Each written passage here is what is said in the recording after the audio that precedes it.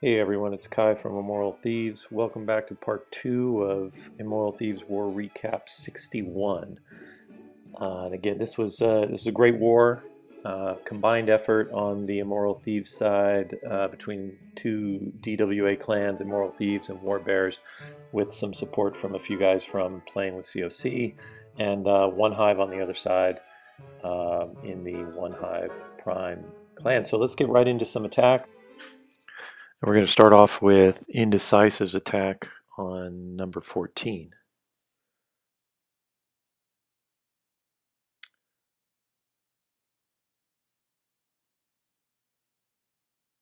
So Indecisive is going to use a Go Vaho on this base and a Queen Walk. Uh, he's going to use the Fuchsie style Queen Walk, which, as I said in part 1, is, for those of you who don't know the terminology, is basically sending your queen around the perimeter of the base, which keeps her from engaging a hound in the clan castle. So the hound never pops. So you can see he's broken through the outer layer of walls, sent in his king and Valks behind a golem, put down a jump spell that's going to connect that compartment to the queen's compartment. So he'll take out the queen pretty easily using his king and those Valks. And she'll go down with one hit from the Valks right here. That's it for the queen. And then he does something really smart here. You can see he sends in this one hog over to hit that interior mortar, and there's really nothing other than the wizard tower alone hitting that hog. So the hog's going to take out the mortar and then continue on and hit a giant bomb, so removing that giant bomb threat from the base. In the meantime, he's bringing in the rest of his hogs over from the southeast side, and this was actually interesting part of the raid. He misdrops a heal. I think he was trying to drop a poison there, which he does eventually drop to take care of the skeletons coming out of that skeleton trap. But he misdrops the heal there instead, not having switched over from his heal to his poison spell. So he finds himself without a heal, having to deal with the last defenses there. But luckily, he had brought a rage spell to use with his Queen Walk and never needed it, so he drops that rage spell, and the raged hogs finish off the base pretty quick. So some quick thinking by Indecisive after a misdrop of his heal spell gets him to 3-star. The next attack we're going to show is psychokid on their number 16. Psychokid is a Town Hall 9 that joined us from PWC for this war. So psychokid's going to start off with, I think, a Queen Walk here, using healers, I assume. Yeah, there they are. So he's going to start off at the bottom of the base with a Queen Walk. You can see he's got a wizard down there as well, helping to funnel. The reason he's funneling the queen to the right is this is another Fuchsie Queen Walk where she's just going to go around the outer perimeter of the base and clear it and stay out of the way of the hound, which is in the clan castle. So in the meantime, while the queen is walking around the perimeter of the base, he's going to start his main attack over on the west side. You can see he's got a golem, max golem that he brought in the clan castle, and he's sending in a Valk and a wizard to help create a funnel, drops his king, and then drops the rest of his, I think he's got 9 Valks. So 9 Valks and a king behind that golem. He's going to drop a jump spell here that will connect him to the compartment with the expo, and I think there's a likely double giant bomb set in there, so he's removing the threat to the hogs that he's going to use at the end of the raid with that by getting in there and defusing that double giant bomb. And then he uses a second jump to get into that separate queen compartment at the top. So pretty cool double jump usage there. And then he just brings, I think it's like 5 hogs at the end of this raid. So gets really, really great value out of the hogs. As you can see, the queen has cleared the entire outside of the base. Using that double jump, he's brought his Valks and into the top compartment where he's taken out the queen, and now he just sends in a tiny little pack of hogs that's going to take out on its own 4 defenses. So now he's just got that archer tower that goes down, the air defense, and then the wizard tower. So, I mean, tremendous value that he gets there for just 5 hogs. And then that's it. There isn't even anything to clean up. So, tremendous 3-star attack by psychokid. All right, so we're picking up here with APT's attack on number 17. And by the way, I'm doing this recording now from about 38,000 feet up in the air, currently over Beijing on my way to Hong Kong. So maybe a little bit of background noise from the plane's engines, but hopefully it's not too bad. So APT is going to bring a Govaho. And starts off, of course, by setting up his funnel with wizards. And he'll send in wall breakers to break into that first compartment, and send in his golems and heroes and Valks.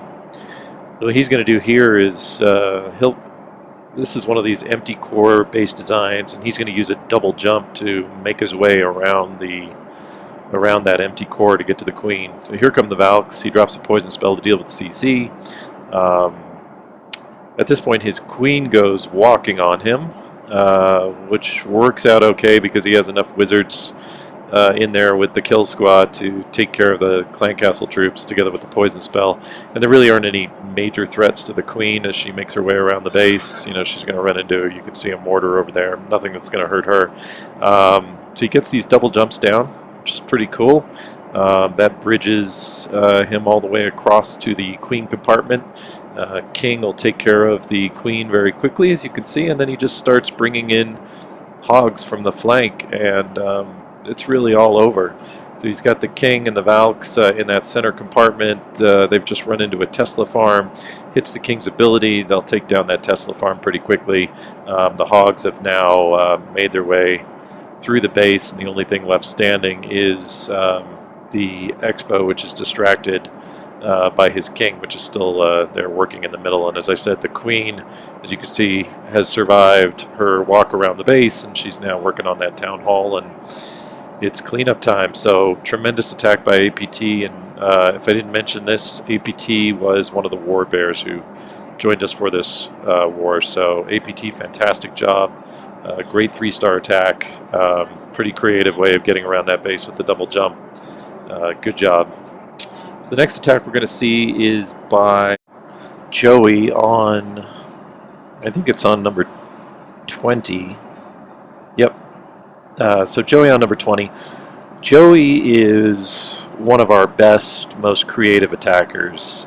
He spends a ton of time watching videos, and I mean, he's really fantastic. He's also the guy who puts together all of our arranged wars, including this one, which for those of you who do it know is not an easy thing to do. So Joey's definitely one of our most valuable members of our senior leadership team here at Immoral Thieves. I love this attack. He starts off with a stoned entry here, and if you look at the army composition, you see he's going to take this base down with all loons, so no lava hounds. So how does he do that? Well, again, as you can see, he brings this stoned kill squad in, and if you look closely at the base, you'll see that all of the air defenses and the archer queen are all in range of that kill squad, so they're close enough where he can get to all of them, and then just let the loons clean up. So at this point, he's used a jump spell, a rage spell, and a heal spell to keep his kill squad up, and they've worked through half the base already. The wizards are going to come over and take down the last remaining air defense. He also used a small pack of hogs, as you saw, to clear out some of those defenses on the flank. And here come the loons. The loons are really just doing cleanup at this point. He did save one. He did have one haste spell that he used to get his loons in there faster. And he's got a ton of loons left with one Tesla and one mortar to deal with. Skeleton trap set on air opens there, but that's not going to be enough to stop this tremendous, just really cool, creative 3-star attack by Joey. So it's all cleanup now. Good job, Joey. Joey always brings it in our wars, and this war was no exception. Fantastic job. The next attack we're going to show is by Joe Mama on their number 25. I like this attack a lot, in part because I helped plan it. I was mentioning earlier that stone goho is my bread and butter. Well, I've also been doing a lot of queen walks and queen charges recently, and this is an example of that style of attack. So I helped a little bit with the planning, but the incredible execution was all Joe Mama. So the idea here was this base has two double giant bombs, I think. If I recall correctly, there was one between the air defense and the air sweeper, and then there's another set between the wizard tower and the air defense there in the middle of the base. So our thinking was, if we could break into this southwest compartment with our queen charge, our queen could get in there and take out that air defense that's closest to her, and then work her way through the compartment and take out the wizard tower that's in that next compartment, which would disable both of those double giant bombs. In other words, remove the pathing so that the hogs wouldn't run across them. So that's what he's doing here. So you can see he put down a giant a little earlier to tank for his wall breakers, just to make sure he would break into that compartment, because if he doesn't get into that compartment, the whole plan goes up in flames. But if he gets in there, I think it's all over. And so he does get in there. Clan Castle comes out. He drops the poison, rages up his Archer Queen. So she deals with the Clan Castle very quickly, of course. In the meantime, he is going to eliminate the other main threat to his hogs, which is, of course, the Archer Queen, by funneling in his king with a jump spell on the other side, and he'll hit the ability in a second. There he goes. So he'll take out that enemy queen. And as soon as he's in there and the queen is engaged, the hogs are coming in. So at this point, both of the double giant bombs have been disabled. The hogs are not going to path across them. The queen is down. Archer Queen is at full health and continuing to work her way around the base. He has 2 heals to keep those hogs up and not a lot of base left for them to deal with. So it's pretty straightforward from here. So you can see he dropped one of his heals just to keep that pack in the middle of the base healthy. He's trickling in his hogs around the perimeter now, dropping 2 and 3 at a time on the remaining defenses, and that's about it. In fact, this raid was so overpowered that you can see he didn't even have to use his last heal spell. He did hit a double giant bomb right at the end. They clipped the edge of it, but it wasn't enough to kill all the remaining hogs, and he's actually able to save and swag 2 spells at the end, so he swags both the heal and the remaining poison. Great attack by Joe Mama. Alright, the next attack I'm going to show is by Kyle B. Costco on their number 26. Kyle is another one of our best attackers. So an interesting thing about this attack, to me anyway, is Kyle uses the redheads. KBC, as we call him, for a long time was a big proponent, like me, of the power of the stone goho, and he used that almost exclusively. And we even had a little running joke in the clan where he was pretty dismissive of Valks, and one of the original leaders, Horde of the Immoral Thieves, likes Valks a lot. But as you can see, Kyle has warmed to them and is using them here, so you can teach an old dog new tricks, apparently. So Kyle uses earthquake spells, as you can see, to open up the entire center of the base, and it's going to allow his stoned kill squad with those Valks to run over all the double giant bombs and eliminate the threat, and also get to the queen and take her out. He used a heal spell at the beginning to keep the kill squad up. They ran into a P.E.K.K.A., so that was good planning there. This is a cleanup attack, so we knew there was a P.E.K.K.A. in the clan castle. And with that heal spell, keeping everybody nice and healthy, they've made their way across more than half the base. In fact, you can see the king is almost at full health still. He's there with a golem, and Kyle hits the king's ability to make sure that they run over that last double giant bomb there. And that's really the last threat to these hogs. So while the golems are still in there tanking defenses, the hogs sweep through and finish off the remaining wizard tower and mortar, and it's all cleanup. So fantastic Govaho by Kyle. Love that attack. Good job, buddy.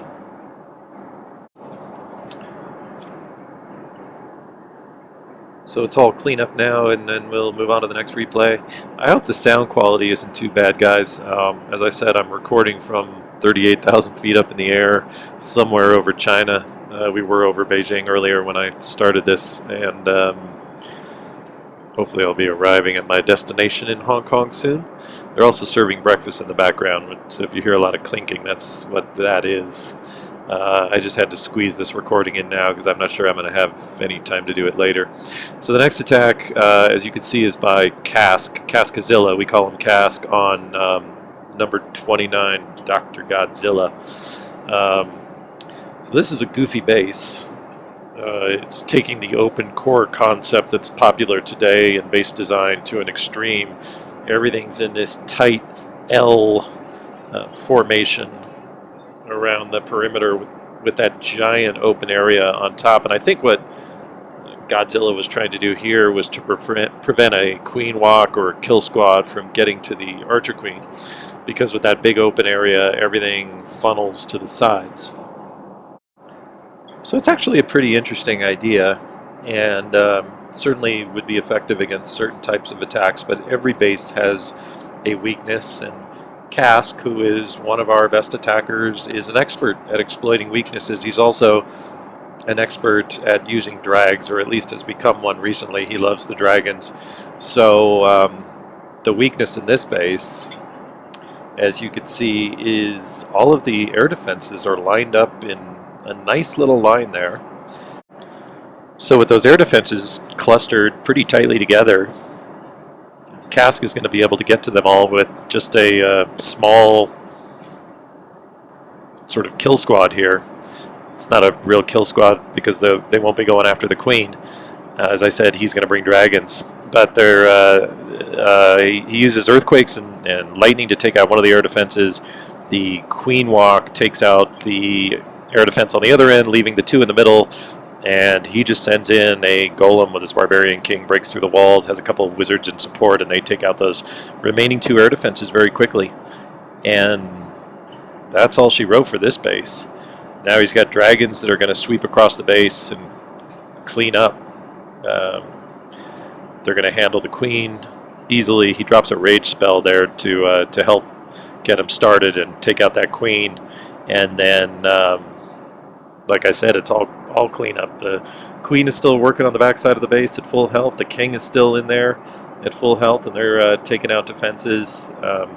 There's a Tesla there at the end that, if he didn't take out, could present some threat to the dragons, especially with those high hit point storages nearby. But his troops get in there and take out that Tesla and the remaining defenses, and that's all she wrote. So great attack by Cask. Nice job. Okay, so the next attack I'm going to show is by Cav on their number 30. Cav is going to use what I call the new style of Goho. With the update, we have an extra spell slot, because you can bring a spell in the clan castle.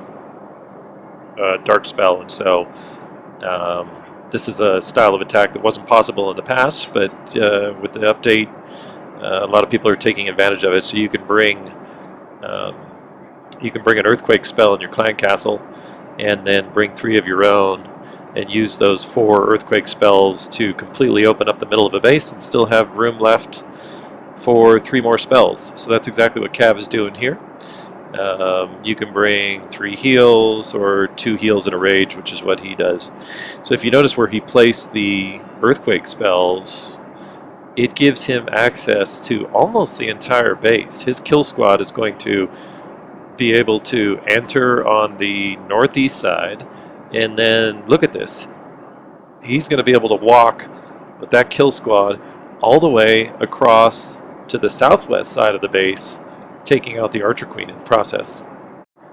So just awesome planning and execution by Cav here. I mean, he gets access to almost the entire base. By the time the Hogs come in, 3/4 of the base is gone. The Queen is down. He's tripped the giant bombs that are in there, so they're gone and no longer present threats to his hogs, and then he just sends in a pack of hogs to take care of the rest of the base, and that's it. He's into cleanup. So he gets one giant bomb there at the end, but he has a heal spell left over that keeps his hogs up, and they'll quickly deal with those skeletons and clean up the base. So really nice attack by Cav, showing us the new variation on Goho. All right, so I have time for one more attack here, and I'm going to show an attack by Isaac on number 31. So I'm showing this attack because I think it's a great illustration of how important planning is in a raid. We had a little discussion before this raid with Isaac about how many hogs he was going to need to take out a double giant bomb that is hidden in there between the air sweeper and the Tesla. So we had a little debate about how many hogs would be required, and Isaac was asking us whether 6 would be enough, and some of us thought so, some of us thought not. Those of us who thought so didn't account for the DPS from the clan castle. I think if not for the clan castle, 6 hogs would have been sufficient to get in there, but the clan castle troops throw a little bit of a wrench into the planning, and as you can see, Isaac needs to send another, I think he ends up sending another 4 hogs to ultimately eliminate that double giant bomb. But that's okay, because Isaac brought plenty of hogs, 37 hogs in total, which seems like a ridiculous number, but after having used 10 of them to take out that double giant bomb, he's got 27 left, which is a good thing, as you will see. So the rest of the raid is pretty straightforward. He jumps his king into the compartment where the queen is, takes her out, and then releases those 27 hogs in to clean up the rest of the base. But if you watch here at the end, he ends up hitting the second double giant bomb and pretty much loses all of those hogs. So at this point, he's left with no hogs. He's got his queen up, he's got his king up, and he's got some wizards left working around the edge of the base.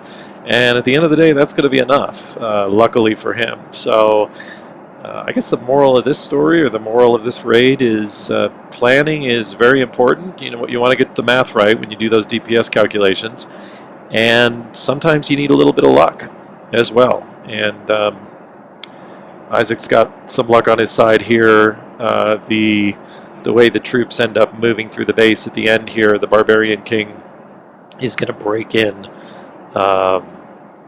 to the compartment he's working on now and get ahead of the wizards, so the Barbarian King can tank that Tesla there, which is the biggest threat in the base remaining, and the wizards will come in working behind him and finish off the base. So nice work, Isaac. It worked out. Your 37 hogs got most of the job done, but it's the Barbarian King and that little wizard there who are going to finish this base off. So BK and Wizard for the win.